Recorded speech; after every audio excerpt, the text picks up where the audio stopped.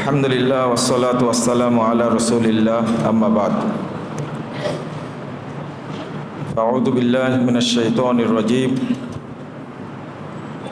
ওয়া মান আহসানু কাওলাম মিম্মান দাআ ইলাল্লাহ ওয়া আমিলা সলিহান ওয়া ক্বালা ইন্নানী মিনাল মুসলিমিন ওয়া ক্বালা সাল্লাল্লাহু আলাইহি ওয়াসাল্লাম বাল্লিগু আন্নী ওয়ালাউ আয়াহ। বাংলাদেশ জমিয়ত আহলে হাদিস পাবনা খয়েরশুতি এলাকার উদ্যোগে আয়োজিত আলোচনা সভার সম্মানিত সভাপতি, উপস্থিত বাংলাদেশ জমিয়ত আহলে হাদিস পাবনা জেলার সম্মানিত সভাপতি, আজকের অনুষ্ঠানের বিশেষ অতিথি জনাব ইমদাদ হোসেন মধু এবং সেক্রেটারি, অন্যান্য দায়িত্বশীল বৃন্দ, সুধীমণ্ডলী, সকলকে আন্তরিক মোবারকবাদ এবং অভিনন্দন জানাচ্ছি এবং আল্লাহর কাছে দোয়া করছি রব্বুল আলামিন যেন আজকের এই দ্বীনি আলোচনা সভাকে কবুল করে নেন, আমিন। যারা শ্রম দিয়ে আয়োজন করেছেন এবং আজকে 10ই মুহররমের সবাই মিলে একসঙ্গে রমাজানের একটা পরিবেশ তৈরি হলো, যেন আমরা ইফতার করেছি। যারা এই আয়োজন করেছেন এবং আমরা যারা অংশগ্রহণ করেছি, আল্লাহর কাছে দোয়া করি, আল্লাহ তুমি আমাদের সকলকে ক্ষমা করে দাও, আমিন। আল্লাহর কাছে চাই, আল্লাহ তুমি আমাদের তাওহীদ এবং দ্বীনের জ্ঞান দান করো, আমিন। আল্লাহ তোমার কাছে চাই, আমরা জান্নাতুল ফেরদাউসে একসঙ্গে থাকতে চাই, আল্লাহ তুমি কবুল করো, আমিন। শুনে ভালো লাগছে, এর আগেও আসছে এখানে, কিন্তু এই ইতিহাসটা আমার জানা ছিল না যে উপমহাদেশের শ্রেষ্ঠতম মুজাদ্দিদ, বাংলাদেশ জমিয়ত আহলে হাদিসের সম্মানিত প্রতিষ্ঠাতা আল্লামা আব্দুল্লাহিল কাফি আল কুরাইশি রাহিমাহুল্লাহ 1925 সালে এখানেই এসেছিলেন এবং খয়েরশুতি দারুল হাদিস, তাই না মাদ্রাসার নাম? এই মাদ্রাসা প্রতিষ্ঠা করেছিলেন আজ থেকে 101 বছর আগে।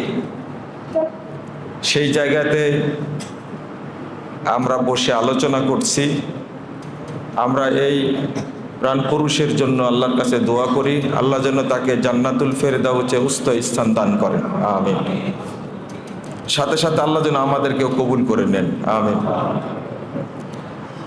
বন্ধুরা আমার, আমি দুইটা বিষয়ে আপনাদের ইঙ্গিত দেব। পরিবেশটা অনেক ভালো লাগছে এবং আপনারা মনোযোগ দিয়ে আলোচনা শুনবেন। কিছুদিন আগে এই মাঠেই প্রোগ্রাম করে গেছিলাম আমি, সেই দিনও আপনাদেরকে পেয়েছিলাম খুব মনোযোগী এবং কয়েক জায়গাতে আমি আলোচনায় বলেওছি। আজকে দাওয়াতের গুরুত্ব এবং ঐক্যের মর্যাদা, এই বিষয়টা নিয়ে আলোচনা করব ইনশাআল্লাহ। প্রথমত, যে জায়গায় আমরা অংশগ্রহণ করেছি, এইটা আল্লাহর কাছে এত পছন্দনীয়, আমি একবারে ছোট করে বলবো। প্রথমত, এই ধরনের দ্বীনি আলোচনায় অংশগ্রহণ করলে আল্লাহ রাব্বুল আলামিন আরশ থেকে ঘোষণা করেন, যারাই মাজলিসে অংশগ্রহণ করেছে আমি তাদের সবাইকে ক্ষমা করে দিয়েছি। একবার প্রথম ভাষা, ইশহাদু আন্নী কদ গফারতু লাহুম, ফেরেশতারা তোমরা সাক্ষী থাকো, যারা এসেছে আমি তাদের সবাইকে ক্ষমা করে দিয়েছি। 2 নম্বর ঘোষণা, আল্লাহ বলেন তাদের পূর্বের যত পাপ ছিল সমস্ত পাপকে ফাকাদ বুদ্দিলাত সাইয়্যাতুহুম হাসানাত, সমস্ত পাপকে নেকি দ্বারা পরিবর্তন করে দেওয়া হয়েছে। 3 নম্বর, আল্লাহ আর একটা কথা বলেন যে ফাআতাইতুহুম মা সালু, এই মাজলিসে এসে তারা আমার কাছে যা চেয়েছে আমি তাদেরকে তাই দান করেছি। বলেন আলহামদুলিল্লাহ। আমরা কয়েকটা বিষয় আল্লাহর কাছে চেয়েছি, তার মধ্যে একটা আল্লাহ যেন আমাদেরকে ক্ষমা করে দেন, আর একটা চেয়েছি আল্লাহ তুমি আমাদেরকে একসঙ্গে জান্নাতুল ফেরদাউসে থাকার ব্যবস্থা করে দে।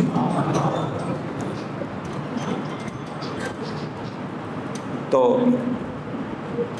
এই মাজলিসে আজকে যেমন এসেছেন, এর পরেও যখন এই ধরনের আলোচনা হবে, কোনো বিজ্ঞ আলেম আসবেন, তাদের আলোচনায় অংশগ্রহণ করার জন্য চেষ্টা করবেন। বলেন তো ইনশাআল্লাহ। পাপ সবারই আছে, পাপ থেকে ক্ষমা না নিয়ে মৃত্যুবরণ করা উচিত না। দাওয়াতটা কত গুরুত্বপূর্ণ সেটা আপনাদেরকে একটু বোঝানোর চেষ্টা করবেন ইনশাআল্লাহ। আল্লাহ রাব্বুল আলামিন বলছেন ওয়ালতাকুম মিনকুম উম্মাহ ইয়াদউনা ইলাল খায়র ওয়া ইয়ামুরুনা বিল মা'রুফ ওয়া ইয়ানহাউনা আনিল মুনকার ওয়া উলাইকা হুমুল মুফলিহুন। তোমাদের মধ্যে একটা শ্রেণী থাকা চাই, থাকা উচিত। ইয়াদউনা ইলাল খায়র, যারা কল্যাণের দিকে ডাকবে। কল্যাণটা কি?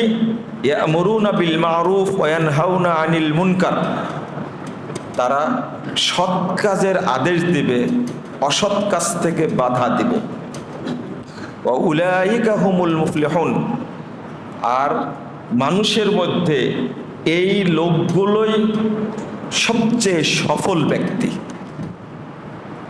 মানে আপনি মানুষকে দাওয়াত দিবেন, মানুষকে একটা কাজ থেকে নিষেধ করবেন, তো এই কাজটা আল্লাহর চোখে সবচেয়ে উত্তম কাজ। আপনি বলবেন যে কেমনে উত্তম? আল্লাহ বলে দিয়েছেন, আমি ব্যাখ্যা না করলেও চলবে। যেমন আল্লাহ বলছেন কুনতুম খায়রা উম্মাহ, এটাও সূরা আল ইমরানের আয়াত। আগে যেটা বললাম এটা হলো 104 নম্বর আয়াত, আর এটা 110 নম্বর আয়াত। কুনতুম খায়রা উম্মাহ, তোমরাই শ্রেষ্ঠ উম্মত, উখরিজাতিল নাস, তোমাদের উত্থান হয়েছে, তা'মুরুনা বিল মা'রুফ ওয়া তানহাউনা আনিল মুনকার ওয়া তু'মিনুনা বিল্লাহ। একটু খেয়াল করবেন আয়াতটা। তোমরা ভালো কাজের আদেশ দিবে, খারাপ কাজে নিষেধ করবে, ওয়া তু'মিনুনা বিল্লাহ, এবং আল্লাহর প্রতি ঈমান আনবে। বলেন তো, আগে ঈমান আনার কথা বললেন না আগে দাওয়াতের কথা বললেন? হ্যাঁ, আগে দাওয়াতের কথা বললেন, তারপরে ঈমান। দাওয়াত এত গুরুত্বপূর্ণ। তা'মুরুনা বিল মা'রুফ ওয়া তানহাউনা আনিল মুনকার ওয়া তু'মিনুনা বিল্লাহ, 110 নম্বর আয়াত। তাহলে আগে দাওয়াত। এজন্য অনেক মুশরিক ব্যক্তি, কাফের ব্যক্তিও শরীয়তের উপকার করেছে। যেমন নাজাশী, সে ইসলাম গ্রহণ করার আগেই সাহাবীদের আশ্রয় দিলেন না? তাহলে এটা কি ঈমান আনার আগেই দাওয়াতের কাজ করলেন না? রাসূল সাল্লাল্লাহু আলাইহি ওয়াসাল্লাম বলেছেন ইন্নাল্লাহা ইউআইয়ুদ্দিন বির-রাজুলিল ফাজির, আল্লাহ কখনো কখনো খুব খারাপ ব্যক্তির দ্বারা দিনকে শক্তিশালী করেন। তো আগে দাওয়াতের কথা বলছেন, তারপরে ঈমান। মুহাম্মদুর রাসূলুল্লাহ সাল্লাল্লাহু আলাইহি সাল্লাম, আপনি বলেন ওহী নাজিল হওয়ার আগে ভালো কাজ করেননি? করেছিলেন? তাহলে এটা দলিল।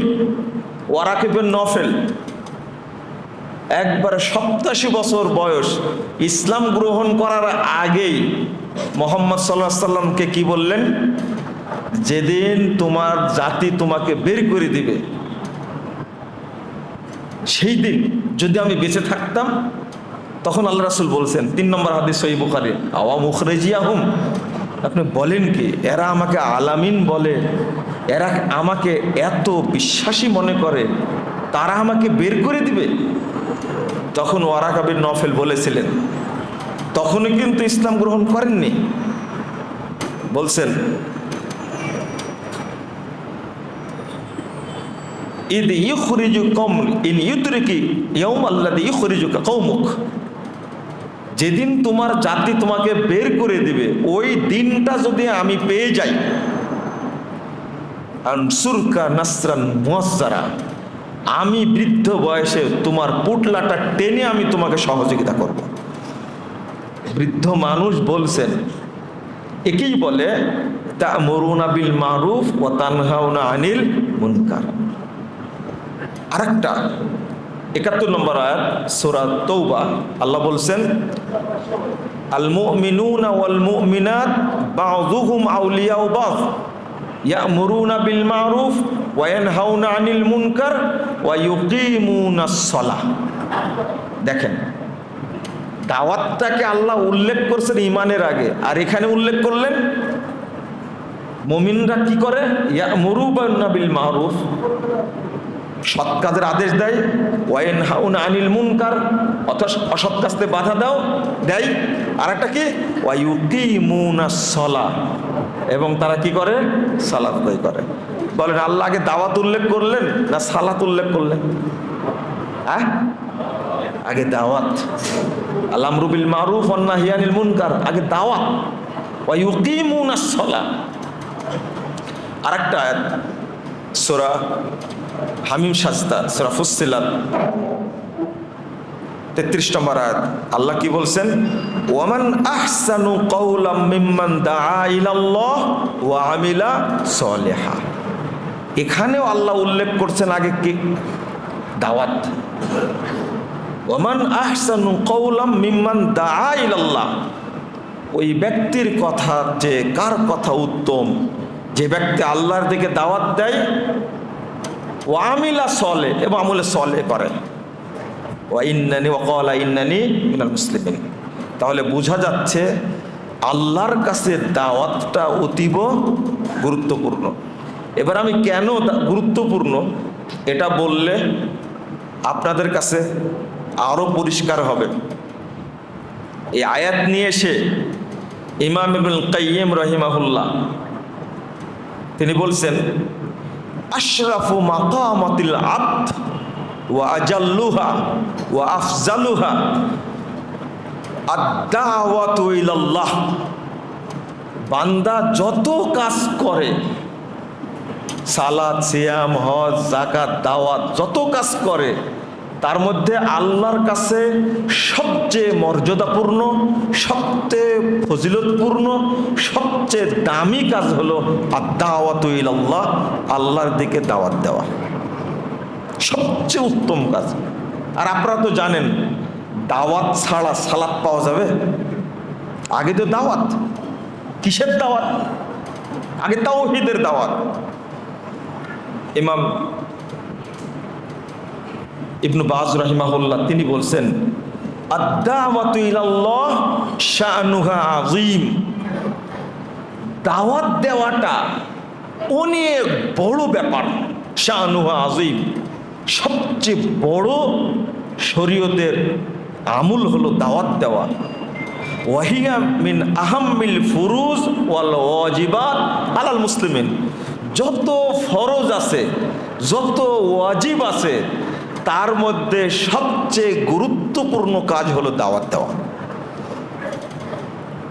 এখন কি দাওয়াত শুধু এই কয়েকজন মানুষ দিবে?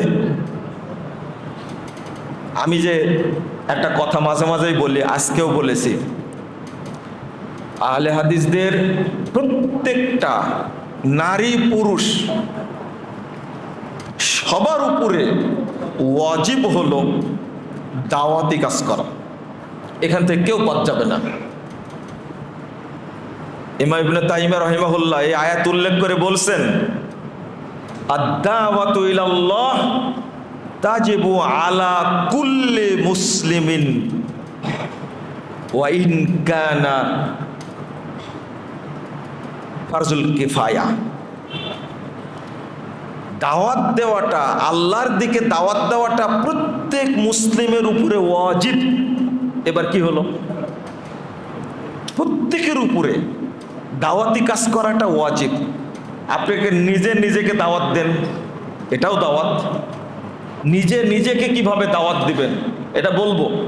আর একটা কথা শুনেন, আল্লাহ বলছেন ওয়ালতাকুম মিনকুম উম্মাহ, তোমাদের মধ্যে একটা উম্মাহ থাকা, একটা শ্রেণী থাকাটা আবশ্যক। এই আয়াতটা উল্লেখ করে ইমাম ইবনে কাসির রাহিমাহুল্লাহ বলছেন, আল মাকসুদু মিন হাযিহিল আয়াহ আন তাকুনা ফিরকাতুম মিনাল উম্মাহ মুতাসাদ্দিয়াতুন বিহাযা শান। আল্লাহ বলতে চাচ্ছেন তোমাদের মধ্যে একটা শ্রেণী শুধু দাওয়াতি কাজের জন্যই আত্মনিয়োগ করবে। ধরেন বাংলাদেশ জমিয়ত আহলে হাদিসের জেনারেল কমিটির সদস্য যারা আছেন পাবনা জেলা, তাদের উপরে এটা কি ফরজ। এরপরে যারা ওয়ার্কিং কমিটির সদস্য আছেন 37 জন, তাদের উপরে ফরজ।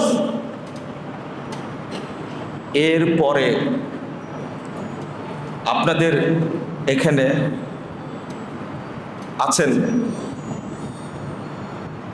নির্বাচন কমিশন সদস্য আছে না? হ্যাঁ, কাউন্সিলর আছে না? কয়জন কাউন্সিলর? না, কাউন্সিলর কতজন? ওটা তো জেনারেল কমিটি। কেন্দ্রে যখন কাউন্সিল হয় তখন কতজন যান? হ্যাঁ, না আরো কম আছে। এলাকা, আমি এলাকার কথা বলিনি, আমি স্তরে স্তরে একটা জিনিস বুঝাই দিই আপনাদেরকে। তাহলে জেনারেল কমিটির সদস্য 101 জন। এই 101 জনের উপরে পাবনা জেলা নির্ভর করে 101 জন খুঁটি। তারা নিযুক্ত, দায়িত্বপ্রাপ্ত, তাদের দাওয়াতি কাজ করা ফরজ। এই 101 জন কেউ আল্লাহর সামনে আপনি ফাঁকি দিয়ে চলে যেতে পারবেন না, জবাব দিয়ে যেতেই হবে, দিতেই হবে। এরপরে ওয়ার্কিং কমিটির সদস্য 37 জন, তাদেরকে জবাব দিতেই হবে। এরপরে নির্বাহী কমিটির সদস্য কয়জন? 19 জন। তাহলে আমি ভাগ ভাগ করে দিলাম আপনাদেরকে। এই 101 জনের মধ্যে এইগুলো একজনও আপনি নিজে বসে থাকতে পারবেন না, দাওয়াতি কাজের সাথে সম্পৃক্ত থাকতে হবে। ইমাম ইবনে কাসির রাহিমাহুল্লাহ বলেন ওয়াইন কানা যালিকা ওয়াজিবান আলা কুল্লি ফারদিন মিন হাযিহিল উম্মাহ, যদিও প্রত্যেক ব্যক্তির উপরে দাওয়াতটা দেওয়া ফরজ, বিশেষ করে একটা শ্রেণীর উপরে এটা ফরজ। আমি হয়তো আপনাদের বোঝাতে পারি, রাগ করছেন নাকি আপনারা? হ্যাঁ, রাগ করার সুযোগ নাই এখানে। আপনিও আল্লাহর চাকর, আমিও কি আল্লাহর চাকর। ঘর কিন্তু সবার একরকমই, তাই না? মারা গেলে আপনার ঘর আলাদা হবে? হ্যাঁ, আমার ঘর কি আলাদা হবে? আপনার কাপড় আমার কাপড় কি আলাদা হবে? না, একই। সবাই মনে করতে হবে আমরা আল্লাহর কামলা। এই চিন্তা যদি মাথায় থাকে তখন প্রতিযোগিতা তৈরি হবে, দেখি কে কত নেকি আল্লাহর কাছে পাবে। কিন্তু একটা যদি আপনি যদি বসে থাকেন, চলে গেলেন আমাদের সভাপতি সাহেব ইমদাদ হোসেন মধু, তিনি অনেক বড় ব্যবসায়ী, এরপরেও আপনাদের দ্বারে দ্বারে ঘুরতে আসেন কেন? যে কথাগুলো বলেছেন এখানে দাঁড়ায়া আমার খুব পছন্দ হয়েছে। সবার কাছ থেকে সব কথা আসে না। আপনার যতই কাজ থাক না কেন, আপনার মাথায় একটা কথা থাকতে হবে যে 1 নম্বর শ্রেষ্ঠ ফরজ হলো কি? দাওয়াত শ্রেষ্ঠ ফরজ। যেমন আপনার ছেলেটা সালাত আদায় করে না, তো সালাত পড়ার জন্য আগে কি দরকার বলতে হবে না তাকে? আগে কি সালাত আদায় করতে হবে। সালাত এক ওয়াক্ত ছুটে গেলে ওই ব্যক্তি আর মুসলিম না, সে কি হয়ে যায়? কাফের। বেনামাজিকে কখনো বিধর্মী বলা যায় না, বেনামাজিকে কখনো অমুসলিম বলতে হবে না, বেনামাজিকে বিধর্মী অমুসলিম বলা যাবে না, সরাসরি বলতে হবে কাফের। কি বলতে হবে? কাফের। আল্লাহ বলেছেন কাফের, রাসূল সাল্লাল্লাহু আলাইহি ওয়াসাল্লাম বলেছেন কাফের, সাহাবায়ে কেরাম বলেছেন কাফের, তাবেঈগণ বলেছেন কাফের, উলামায়ে কেরাম বলেছেন কাফের। ওকে অমুসলিম বলা যাবে না। আপনি বলবেন কেমনে? অমুসলিম বিধর্মী বেশি খারাপ না বেনামাজি বেশি খারাপ? কেন বেনামাজি বেশি খারাপ? বেনামাজি বেশি খারাপ তার কারণ কি জানেন? এই যে এই কথাগুলো তাকে বললে না সালাত পড়বে, তাই না? এটাই দাওয়াত, এটাই আগে ফরজ। আপনারা মনে হয় বুঝতে পারলেন না, তাই না? দাওয়াত এক নম্বর ফরজ। আগে তাওহীদের দাওয়াত, তারপরে সালাতের দাওয়াত। তো বললে না সে সালাত পড়বে, এই জন্য আগে দাওয়াত, তারপর অন্য অন্য কিছু। আপনি বললেন যে ইহুদি খ্রিস্টানের চেয়ে বেশি খারাপ, বিধর্মীর চেয়ে বেশি খারাপ বেনামাজি। কেন? কারণ হলো বিধর্মীকে, অমুসলিমদেরকে হত্যা করা ফরজ না, ফরজ। কিন্তু যে নামাজ পড়ে না, মুসলিম সরকার, ইসলামী সরকার হলে তাকে হত্যা করা কি ফরজ। এবার বলেন বিধর্মীরা বেশি খারাপ না বেনামাজি বেশি খারাপ? কেন হত্যা করতে হবে তাকে? 3 দিন সময় দিতে হবে মাত্র। আপনি জানতে পেলেন ছেলে নামাজ পড়ে না, কয়দিন সময়? 3 দিন। এরপরে ইসলামী প্রশাসনের কাছে দিতে হবে নামাজ পড়ে না, প্রশাসন 3 দিন সময় দিবে, নামাজ না পড়লে তা কি করবে? হত্যা করবে। এ ব্যাপারে কোনো শরীয়তে ইখতিলাফ নাই, কোনো ইখতিলাফ নাই, তাকে হত্যা করতে হবে। ইখতিলাফ হত্যার পরে। কি ইখতিলাফ? বেনামাজি যেন 3 দিনও সমাজে না থাকতে পারে, কারণ ও পরিবেশ নষ্ট করবে। এবার বুঝেছেন কেন হত্যা করতে হবে? হয় নামাজ পড়বে, না হলে কি হত্যা করতে হবে। মুসলিম ইসলামী সরকারটা কি করবে? হত্যা করবে। এত কড়া বিধান। এই জন্য বিধর্মীর চেয়ে বেনামাজি কি বেশি খারাপ। খেয়াল করেন। আর একটা হলো এই যে অনেক তরুণ ছেলে দেখা, যুবক ছেলে দেখা যাচ্ছে, তাই না? এদেরকে একটা মাথায় ঢোকায় দেবেন একটা বিষয়। একটা বিধর্মী যদি একটা ছাগল জবাই করে, গরু জবাই করে, তাহলে সেইটা কিছু খাবার পাচ্ছেন না, আপনি সেটা বিসমিল্লাহ বলে খেতে পারবেন। কিন্তু কোনো বেনামাজি যদি গরু জবাই করে, মুরগি ছাগল জবাই করে, এটা খাওয়া কি হারাম। ওই ছাগলটা অপবিত্র হয়ে গেছে। একটা পশুকে যদি বাড়ি দিয়ে মেরে ফেলেন, একটা মুরগি যদি বাড়ি দিয়ে মেরে ফেলেন, মুরগি খাওয়া যাবে? খাওয়া যাবে? কেন খাওয়া যাবে না? ও হারাম হয়ে গেছে, ও হারাম হয়ে গেছে, খাওয়া যাবে না। ঠিক বেনামাজি কুরবানি করা, জবাই করা, গরু জবাই করা, মুরগি খাসি জবাই করার অর্থ হলো ওটাকে মেরে ফেলে দেওয়া। ওইটা অপবিত্র হয়ে গেছে, ওটা খবিস হয়ে গেছে, ওইটা আর খাওয়া যাবে না। তো এইগুলো জানালেই না সে সালাত আদায় করবে, তাই না? আর একটা বলতে হবে, বেনামাজি মারা গেছে, ওর জানাজা তো দূরের কথা, ওকে হাত দিয়ে ধরা যাবে না। কিন্তু বেনামাজি হাত দিয়ে ধরা, স্পর্শ করা হারাম। 2, ওকে গোসল দেওয়া যাবে না। 3, কাফন পরানো যাবে না। 4, ওর জানাজা হবে না, ও কবর দেওয়া যাবে না ওকে। এখন বলবেন যে কি করবেন?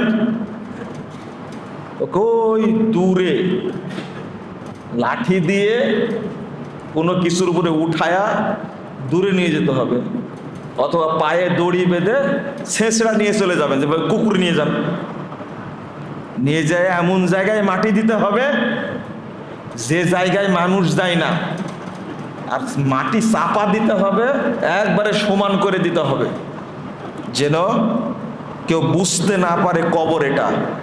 কবর হলে কি দোয়া পড়বে না? আসসালামু আলাইকুম আহলাদ দিয়ার মিনাল মুমিনিন ওয়াল মুসলিমিন বলবে না? ও তো মুমিনও না মুসলিমও না, এই দোয়া পড়া যাবে? পড়া যাবে না। এই যে আমি কথাগুলো বললাম, এগুলো কি দাওয়াত না? দাওয়াত না? আপনি নিজেকেও দাওয়াত দিবেন। আল্লাহ কি বলছেন? কু আনফুসাকুম ওয়া আহলিকুম নারা। নিজেকে বাঁচাও, পরিবারকে বাঁচাও জাহান্নাম থেকে। এই আয়াতের অর্থ সাহাবীরা কি করতেন? আউসু আনফুসাকুম, তোমরা তোমাদেরকে তাকওয়ার দাওয়াত দাও। আপনি কি কোনোদিন বলেছেন নিজেকে এই তাকওয়া অবলম্বন করো? বলেছেন কোনোদিন? আল্লাহ নির্দেশ দিয়েছেন, এটাই নিজেকে দাওয়াত দেওয়া। আপনি যে কাজটা নিজেকে দাওয়াত দেওয়ার কথা, সেটা হলো ফজরে খারাপ বলেন। আর আরেকজন পাশে বলছে এই সরকার 6 মাসও টিকবে না, বলছে না? 2 মাসে যে অবস্থা। আপনাদের কাছে আমার প্রশ্ন, তিনি দেশের প্রধানমন্ত্রী যা করছেন তাও তো কিছু করছেন কাজ, কিন্তু আপনি যেটা করছেন এটা কি আপনার কাজ?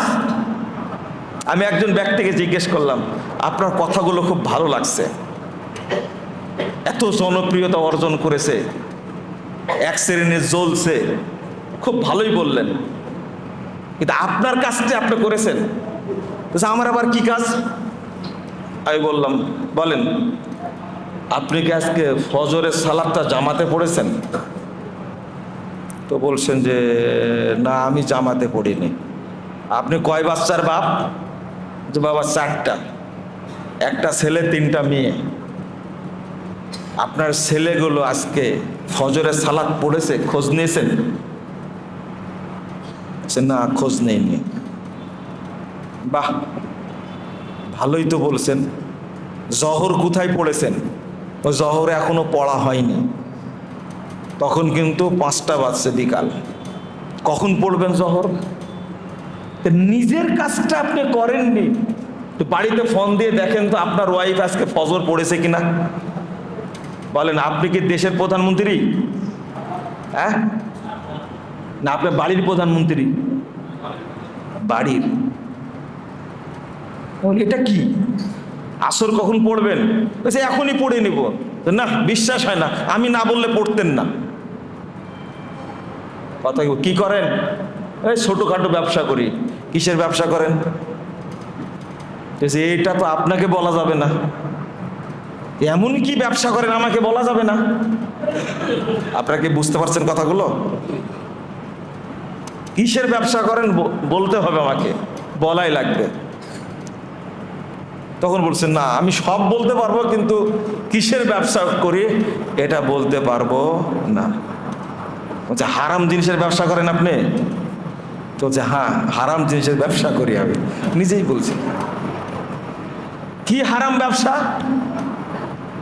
বলছে আমি ওই টাকা দিয়ে মানুষের কাছ থেকে আর সুদ নেই। পৃথিবীর সর্বশ্রেষ্ঠ ব্যবসা করে। এবার আপনারা উত্তর দেন, আমার যে কাজ সেগুলো কি করছি আমি? বললাম যে বাচ্চা কাচ্চা কি করে? বাচ্চা কাচ্চাকে সব স্কুলে পড়াই। কেউ হাফেজ হয়েছে কোরআনের? না না না, আমি মাদ্রাসায় পড়াইনি। কেন?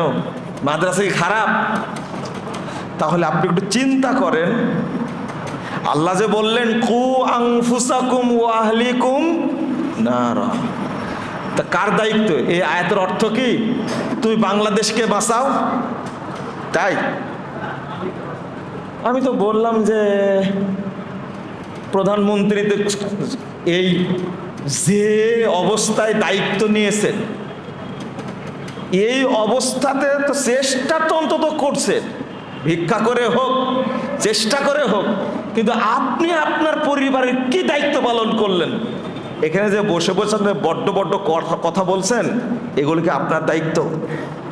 জানি না আপনারা রাগ করছেন কিনা আমার উপরে। আমরা যে কাজ করার কথা সেটা করি না, করি কোনটা? উল্টাটা। আল্লাহ তুমি আমাদেরকে বুঝার তৌফিক দান করো, আমিন। আর এক শ্রেণীর মানুষ বলছে না এই সরকার 6 মাসও টিকবে না। আমি বললাম যে আপনার একসঙ্গে যাচ্ছি বিমানে, কেন টিকবে না মনে হয় আপনার? আপনি কি আওয়ামী লীগ নাকি? কথা কি বুঝতে পারছেন? বলছে না আওয়ামী লীগ না। আমি কি করেন? বলছে আমি জামাত ইসলাম। আপনি কি বিশ্বাস করেন আওয়ামী লীগ এই কথা বলতে পারবে? দেশের আওয়ামী লীগ এই কথা বলতে পারে যারা আগে সরকারে ছিল 17 বছর, তারা বলতে পারবে যে 6 মাসে টিকবে না? বলছেন আওয়ামী লীগ তো দেশে নাই। বুঝতে পারলেন? এত সুন্দর গল্প করছে। আমি বললাম যে দাড়িটা এত সুন্দর করে কাটছেন কেন? প্রথম বুঝতে পারেননি কথা, দাড়িটা খুব সুন্দর করে চাষিছে। আমি বললাম যে কয়বার চাষিছেন আজকে? বলছেন না একবারই চাষিছি। কিন্তু কয়বার বলছেন কেন? দেখতে তো মনে হচ্ছে আসলে দাড়ি কোনোদিন উঠেইনি, এত সুন্দর করে আপনি সাপ্পা করে পরিষ্কার করেছেন। বলছে না একবারই চাষিছি। আজকেই চাষছেন? হ্যাঁ আজকেই। তো বলছে দাড়িটা চাষলেন কেন? ফজর নামাজ পড়েছেন? তা আমার দিকে তাকায় বলছেন যে আচ্ছা আপনি আমার হিসাব নেওয়া শুরু করলেন কেন? আপনি রাষ্ট্রের হিসাব নিচ্ছেন, আমি আপনার হিসাব নিচ্ছি, সমস্যা নাই তো। উনি হিসাব নিচ্ছেন কোথাকার? রাষ্ট্রের হিসাব নিচ্ছেন, সমর্থক জামাত ইসলামের। দাড়ি তো কাটছে বলছে আজকে খুব তাড়াহুড়ার কারণে ফজরের নামাজ পড়া হয়নি। কখন পড়বেন? বলছে এই জহরের টাইমে পড়ে নিব। জহর হবে না তো, আমরা যখন ল্যান্ড করবো তখন জহর হবে না, আসরও পার হয়ে যেতে পারে। আপনাকে আমি কি বলবো, মানুষের নিজের কাজ না করে, আপনি বুঝেননি নিজেকে দাওয়াত দেওয়া কি? বুঝতে পারছেন? নিজেকে দাওয়াত দেওয়া কি বুঝতে পারছেন? টাকলুর নিচে প্যান্ট, আপনার মোজাও দেখা যায় না, জুতাও দেখা যাচ্ছে না। আপনি কি জানেন দাওয়াতটা আপনার কাছে গেছে যে টাকলুর নিচে প্যান্ট পরা হারাম, টাকলুর নিচে প্যান্ট পরলে জাহান্নামে যাবে, এটা কি জানেন? হ্যাঁ জানি। বয়স কত হয়েছে? 58 বছর। বলেন আপনি এখনো প্যান্টটা কাটেননি কেন? আপনি মানে বুঝেননি নিজেকে দাওয়াত দেয় কি? বুঝতে পারছে? আমি তো নিজেই দাওয়াত দিতে পারিনি নিজেকে। সন্তানের খোঁজ নিলাম, 2টা সন্তান, একটাকেও মাদ্রাসায় পড়ায় না, মাদ্রাসায় পড়ে না। আমি বললাম যে তাহলে আপনার দ্বারা কিসের খেদমত হবে? এই যে বসে বসে গল্প মারছেন আপনি যেভাবে, যে কি হবে 6 মাসও টিকবে না সরকার, এটা কি তার দায়িত্ব? বলেন দেখি।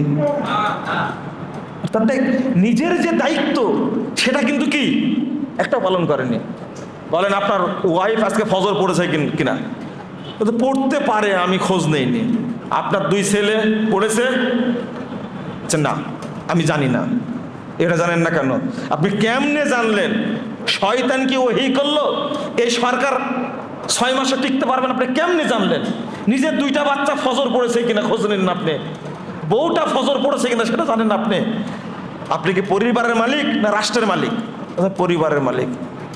তখন ওই ব্যক্তি ভদ্র মানুষ বলছেন যে আসলে আমি কোনোদিন এইভাবে নিজেকে বুঝিনি।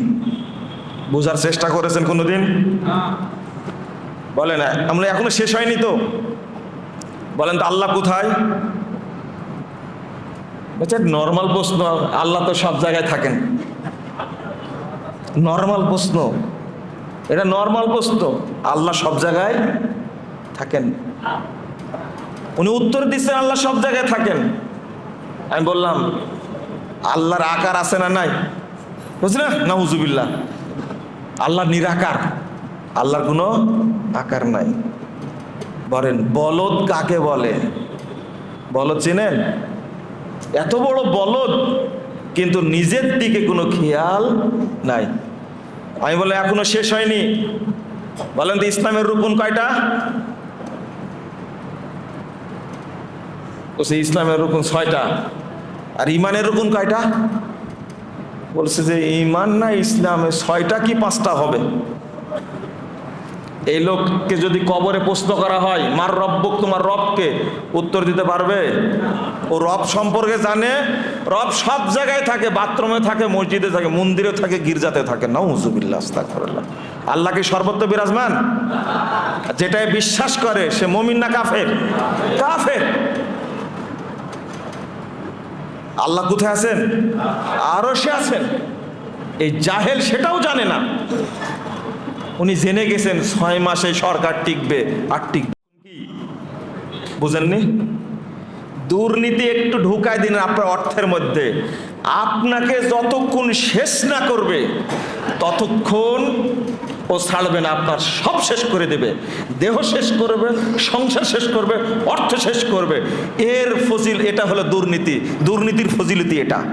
ওই যে ছেলেগুলো সব প্রতিবন্ধী হয়েছে, বউ কথা শুনে না, নিজে চলতে পারেন না, বাপ মা মরে পড়ে থাকে, খোঁজ নেন না। এটা হলো আল্লাহর কি অভিশাপ। নিজেকে দাওয়াত দেওয়া। আমি এই পর্যন্ত শেষ করলাম। তাহলে নিজেকে দাওয়াত দিতে হবে কিভাবে? এটা কি বোঝানো গেল? বুড়া হয়ে গেছেন, কোনোদিন রাত্রি উঠতে 2 রাকাত সালাত আদায় করার সুযোগ হয়েছে? কোনোদিন সুযোগ হয়নি, কোনোদিন সুযোগ হয়নি। কেন সুযোগ হলো না? কেন করলেন না? আস্তাগফিরুল্লাহ। আল্লাহ তুমি আমাদেরকে হেফাজত করো, আমিন ইয়া রাব্বাল আলামিন। চলেন আরেকটা জিনিস বোঝাতে হবে একটু, সেটা হলো সিয়াম পালন করে মরে গেলেন। এটা একটু মাথায় ঢোকাতে হবে আপনাদেরকে। সিয়াম পালন করে মরে গেলেন, বলেন তো মরার পরে সিয়ামের নেকি কি কবরে যাবে?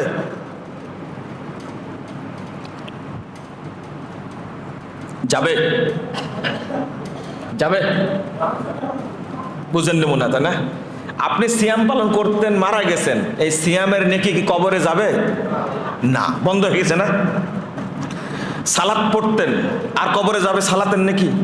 শেষ। তাহাজ্জুদ পড়তেন, আর নেকি যাবে কবরে? শেষ। হজ করেছেন, এই নেকি কবরে যাবে? যাবে, বন্ধ হয়ে গেছে না?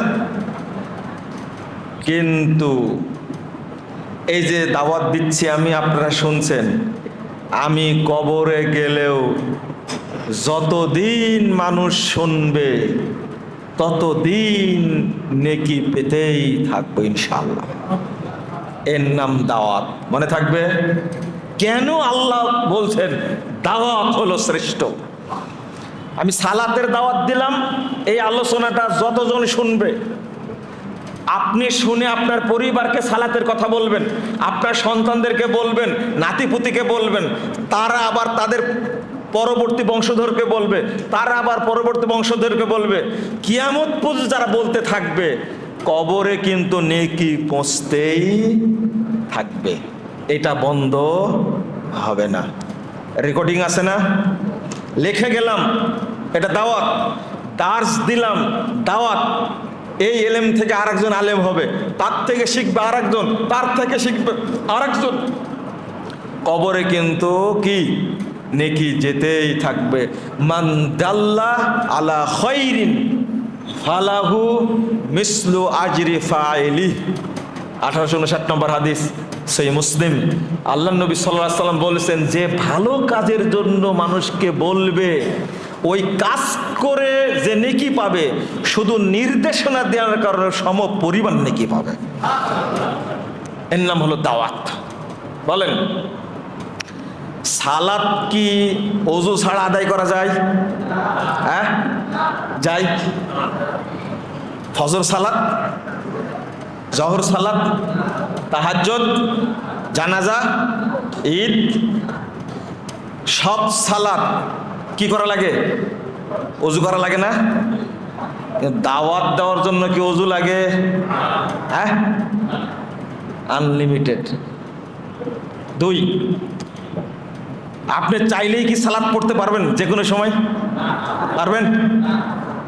কয়বার পড়বেন? 6 বার পড়া যাবে, 7 বার, 4 বার, 5 বারই পড়া যাবে। 5টা ওয়াক্ত আছে, এর বাহিরে পড়া যাবে না। কিন্তু দাওয়াতের জন্য কোনো ওয়াক্ত আছে? আনলিমিটেড, চলবে সব সময় দাওয়াত। 10 বছর না হলে সালাত ফরজ হয় না, তাই না? কিন্তু ছোট্ট একটা বাচ্চা, মায়ের কোলের বাচ্চাও দাওয়াত দিতে পারে। ঈসা আলাইহিস সালাম দোলনা থেকে দাওয়াত দিলেন না, ইন্নী আব্দুল্লাহ, আমি আল্লাহর বান্দা, আতানিল কিতাব বলে দিচ্ছেন একটার পর একটা। ছোট্ট বাচ্চা দাওয়াত দিচ্ছে। দাওয়াতের জন্য কোনো বয়স লাগে না, কিন্তু সালাতের জন্য কি লাগে? বয়স লাগে। সব দিকে আলোচনা করবেন, দাওয়াতটা সবসময় এগিয়ে থাকবে। সিয়াম, রমাদানের সিয়াম এখন রাখা যাবে? কখন রাখা যাবে? যখন রমাদান আসবে। দাওয়াতের জন্য কোনো শর্ত আছে নাকি? কোনো মাস শর্ত? কোনো মাস শর্ত না। দাওয়াত আল্লাহর কাছে কত গুরুত্বপূর্ণ চিন্তা করেন। এই মাসে কি হজ করা যাবে? মুহররম চলছে, কিন্তু সবচেয়ে মর্যাদাপূর্ণ মাস, হজ করা যাবে? এই মাসে কি হজ চলবে? না। কোন মাসে চলবে? কিন্তু দাওয়াত চলবে কি না? দাওয়াত চলবে। দাওয়াতের জন্য কোনো খাস মাস নাই, কোনো দিন খাস নাই, কোনো সময় খাস নাই। হজ করতে হলে এহরাম বাঁধা লাগে, দাওয়াতের জন্য কি এহরাম বাঁধা লাগবে? না। আপনি যতটুকু জানতে পেরেছেন ততটুকু জানান। বাল্লিগু আন্নি ওয়ালাউ আয়া, 3461 নম্বর হাদিস সহিহ বুখারীর মধ্যে এসেছে। আপনারা কি বুঝতে পারছেন? যখন বাড়িতে যাবেন তখনই বলবেন, আয়েশার আম্মু দেখো তো আব্দুর রহমান সালাত আদায় করেছে কিনা, তুমি খোঁজ নিয়েছো? এটা কি দাওয়াত না? এটাই দাওয়াত। যখন বাড়িতে যাবেন জিজ্ঞেস করো আব্দুর রহিম সালাত পড়েছে কিনা, তুমি কি জিজ্ঞেস করেছো? দাওয়াত। আপনি যদি জিজ্ঞেস করেন তাহলে আপনার ভিতরে কি আগে সালাত আদায় করতে হবে আপনাকে, তাই না? জিজ্ঞেস করতে হবে। আয়েশা সালাত পড়েছে, তুমি জানো সালাত পড়েছে কিনা? তারা ঘুমাচ্ছে, তো মাকে এবার জিজ্ঞেস করছেন সব। এটা কি দাওয়াত না? বললে আম্মু সালাতে যখন টাইম হয় তখন সালাত পড়ে নেবে, এটা কি দাওয়াত না?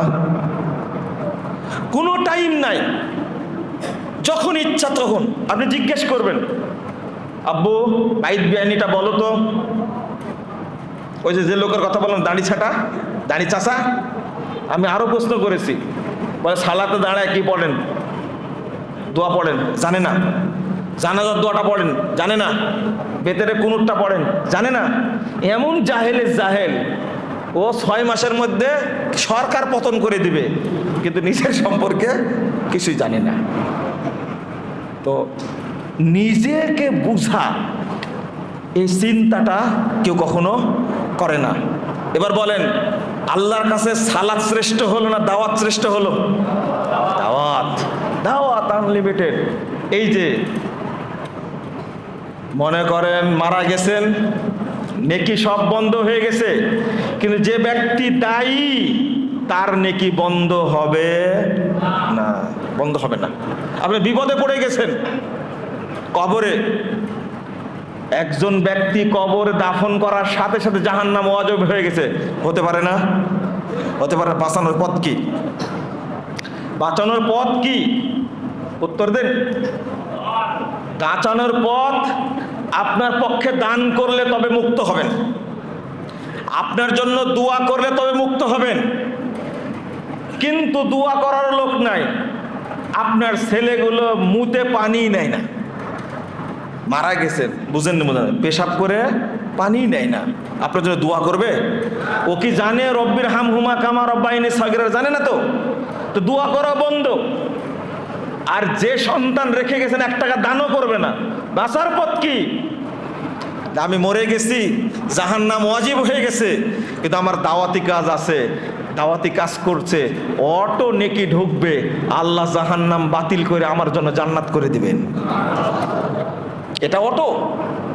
আপনার ছেলে চাইলেও বন্ধ করতে পারবে না, আপনার স্ত্রী চাইলেও বন্ধ করতে পারবে না, আপনার মেয়ে চাইলেও বন্ধ করতে পারবে না, আমি করে গেছি।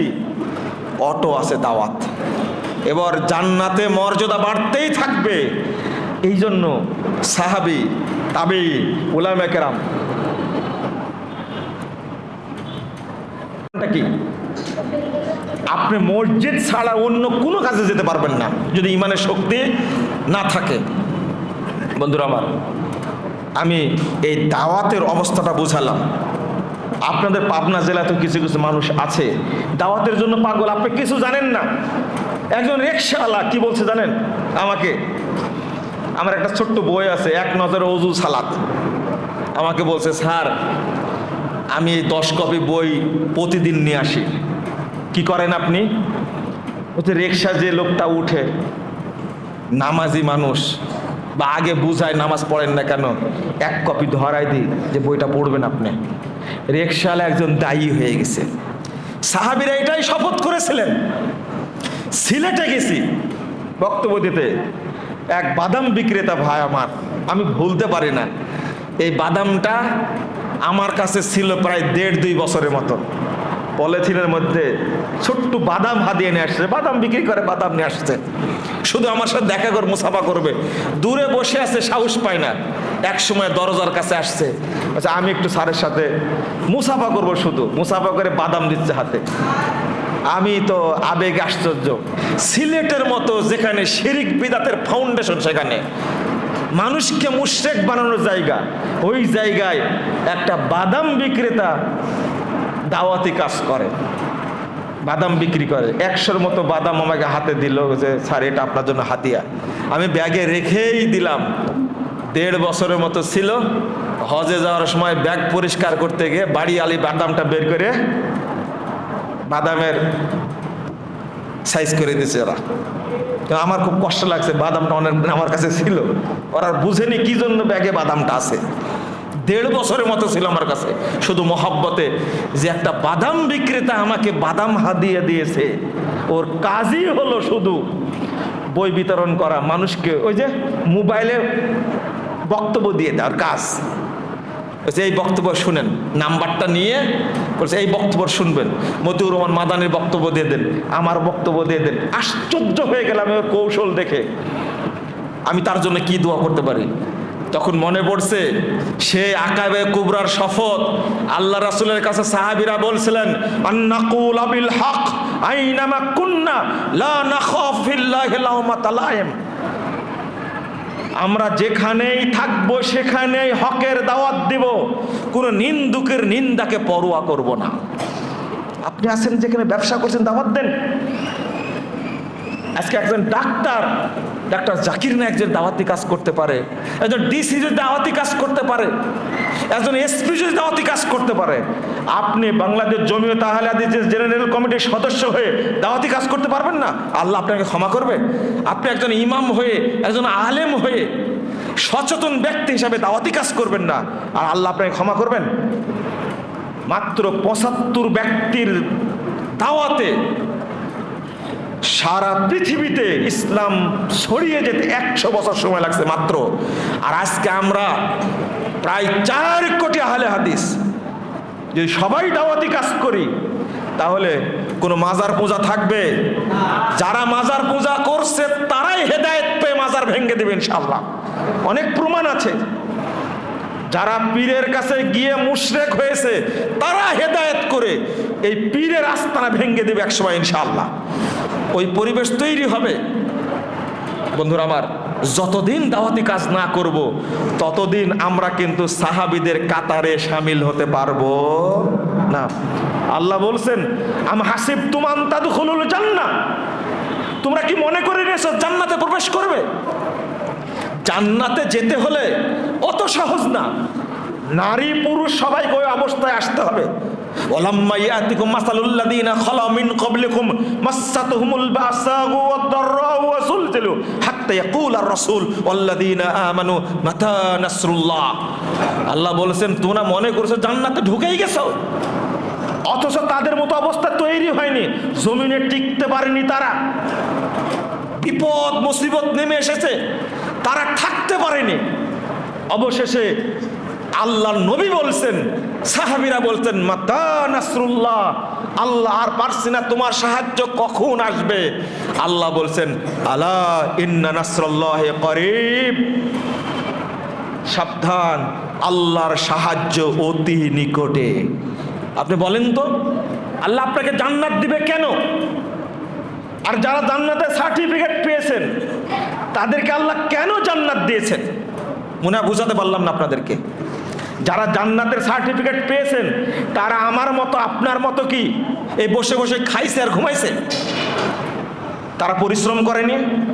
যারাই জান্নাতের সার্টিফিকেট পেয়েছে তাদের যে অবদান, তাদের যে অবস্থা, আর আপনি মনে করলেন আমি জান্নাতে চলেই গেছি কিভাবে? আজকে আমি বলবো আপনাদেরকে, অবশ্যই প্রত্যেকেই মনে করবেন আমি একজন দায়ী, বলেন ইনশাআল্লাহ। বাহিরে না পারলেও ঘরে দাওয়াতি কাজ করব, সন্তানের উপরে দাওয়াতি কাজ করব, আমি ওয়াইফের উপরে দাওয়াতি কাজ করব, নিজেকে যাবতীয় নিষেধাজ্ঞা থেকে বিরত রাখবো, এটাই দাওয়াত নিজের জন্য। এরপরে সমাজে দাওয়াত দিবেন। আজকে আপনি এসেছেন আলহামদুলিল্লাহ, দাওয়াতে সময় দিয়েছেন, হয়তো আল্লাহ মাফ করবেন, কিন্তু বসে থাকলে চলবে না, দাওয়াত দিতে হবে। আমি শেষে যেটা বলতে চেয়েছিলাম বন্ধুরা আমার, আমরা সাহাবীদের সাথে জান্নাতে থাকতে চাই ইনশাআল্লাহ, বলেন। আমরা রাসূলের সাথে জান্নাতে থাকতে চাই। একটু চিন্তা করেন, যারা জান্নাতে সার্টিফিকেট পেয়েছেন তাদের কষ্টটা কেমন হয়েছে। বহু মানুষকে দেশ থেকে বের করে দিয়েছে, বহু মানুষকে জেলে থাকতে হয়েছে, বহু মানুষকে ইংরেজদের হাতে রক্ত দেওয়া লাগছে, কিন্তু আমাদের উপরে সেই অবস্থা আসছে? বলেন দেখি, আসছে? আসেনি। কেন আসেনি? যদি আমরা চিন্তা করি, যখন উপমহাদেশে ইংরেজদের বিরুদ্ধে আহলে হাদিস উলামায়ে কেরাম সংগ্রাম করেছেন, তখন আহলে হাদিস সংখ্যা বেশি ছিল না কম ছিল? কম ছিল না? আজকে বেশি না কম? অনেক বেশি। তো অল্প সংখ্যক মানুষ হয়ে যদি ইংরেজদেরকে অস্ত্র শস্ত্র সজ্জিত 190 বছরের প্রতিষ্ঠিত শাসন ব্যবস্থাকে ভেঙে দিতে পারেন, আজকে যে ব্রিটিশ আইন দ্বারা দেশ চলছে, আজকে আমরা কেন এত সংখ্যাগরিষ্ঠ হওয়ার পরেও পারি না কেন? ইমানি শক্তি নাই, তাওহীদের সেই শক্তি নাই। আমি আপনাদেরকে শেষে একটা বিষয় ইঙ্গিত দিতে চেয়েছিলাম, সেটা কি? ঐক্যের মর্যাদা, তাই না? কি বলেছিলাম? আমরা 9টায় আজান দিয়ে জামাত পড়বো, তাই না? এর মধ্যে হয়ে যাবে ইনশাল্লাহ, ইনশাল্লাহ। একটু গরমে মনে হয় কষ্ট পাচ্ছেন, তাই না? ওই ভাই দাবি করলেন আগে কি লাগবে? বিল্ডিং লাগবে, তাই না? এখন শিমুল ভাইকে যদি ডাকেন এই গরমের মধ্যে আসবেই না, এই মুহূর্তে যেটা আসবে, হয়তো আপনারা খুব ভালোবাসেন, আসবেন ইনশাল্লাহ। আমি শামসুর রহমান শিমুল সাহেবকে ভাই বলে সম্বোধন করি। আমি জেনারেল শিক্ষিত একজন মানুষ হিসাবে তার যে আহলে হাদিসদের সম্পর্কে বা আহলে হাদিস ঐতিহ্য সম্পর্কে তার যে গভীর ধারণা, ওনার বক্তব্য শুনে আমি অভিভূত হয়েছি। আসলে এই যুগে তো সম্ভব না, কেমনে ইতিহাস টেনে ধরে তুলে ধরে সুন্দর ভাষায় উপস্থাপন করেন, এটা একটা মিরাকেল লাগে আমার কাছে। এটা কিভাবে সম্ভব? শুধু আহলে হাদিসদের ইতিহাস সম্পর্কে, এবং তিনি আহলে হাদিস বলে পরিচয় দেওয়াটা গর্ববোধ করেন, এই জন্য তাকে আমি ভালোবাসি বলতে পারেন আপনারা যাই করেন না কেন। তার কাছে দাবি করবেন এই যে মসজিদটা যেন এসি লাগায় দেয়, এটা মনে হয় আমাদের ইমদাদ সাহেবের জন্য যথেষ্ট হবে ইনশাল্লাহ। এসি থাকলে আপনার এত কষ্ট হতো? আজকে কিন্তু অনেক সময় বাঁশবাজার মাদ্রাসা মসজিদে মানুষ আলোচনা শুনেছে, আলহামদুলিল্লাহ খুব সুন্দর এসি ছিল, পরিবেশটা ভালো ছিল, আলহামদুলিল্লাহ। মাঝখানে আপনি ব্রেনটাকে ব্রেক দিলাম আপনাদের, আমি একটা কথা বলবো, তাই বুঝেননি? চেঞ্জ হয়েছে না? একটু ধৈর্য ধরেন, শেষ করবো আমিও ইনশাল্লাহ। ঐক্য ছাড়া, একতাবদ্ধ ছাড়া জান্নাত পাওয়ার সুযোগ নাই। আমি আপনাকে সেটাই বলবো। দুইজনও যদি বাংলাদেশে থাকেন, কি লাগবে? ঐক্য লাগবে, ঐক্য লাগবে, এত গুরুত্বপূর্ণ। আল্লাহ বলছেন ইয়াউমা তাবিয়াদ্দু বুজুহু ওয়া তাসওয়াদ্দু বুজুহ, কিয়ামতের দিন এক শ্রেণীর মানুষের মুখমণ্ডল হবে উজ্জ্বল, জান্নাতীদের মতো চেহারা হবে, আর এক শ্রেণীর মানুষের চেহারা হবে কালো কুৎসিত জাহান্নামীদের মতো চেহারা। বলুন নাউজুবিল্লাহ। আল্লাহ বলছেন, আল্লাহ বলছেন, আল্লাহ বলছেন। 6, 7, 8 নম্বর আয়াত, 106, 7, 8 নম্বর আয়াত সূরা আল ইমরান। ইয়াউমা তাবিয়াজ্জু বুজুহু ওয়া তাসওয়াদ্দু বুজুহ। এই আয়াতটা পড়ে ইবনু আব্বাস রাদিয়াল্লাহু আনহু তিনি বলছেন, তাবিয়াজ্জু বুজুহু আহলিস সুন্নাহ ওয়াল জামাআহ ওয়া তাসওয়াদ্দু বুজুহু আহলিল বিদআহ ওয়াল ফুরকা। ইবনু আব্বাস রাদিয়াল্লাহু আনহু বলছেন, কিয়ামতের মাঠে যাদের মুখটা উজ্জ্বল হবে, জান্নাতীদের মতো চেহারা হবে, তারা হলো আহলুস সুন্নাহ, আহলুল হাদিস, আকীদার মানুষ। বলেন আলহামদুলিল্লাহ, আলহামদুলিল্লাহ। যারা আহলুস সুন্নাহ ওয়াল জামাতের আকীদা ধারণ করে তাদের মুখটা উজ্জ্বল হবে। 2, আহলুস সুন্নাহ ওয়াল জামাত। খেয়াল রাখেন, আহলুস সুন্নাহ ওয়াল জামাত সুন্নাত অনুযায়ী আমল করে, আবার তারা থাকে জামাতবদ্ধ। খেয়াল করেছেন? তারা কিয়ামতের দিন সম্মানিত হবেন, আল্লাহ তাদেরকে সম্মান দান করবেন।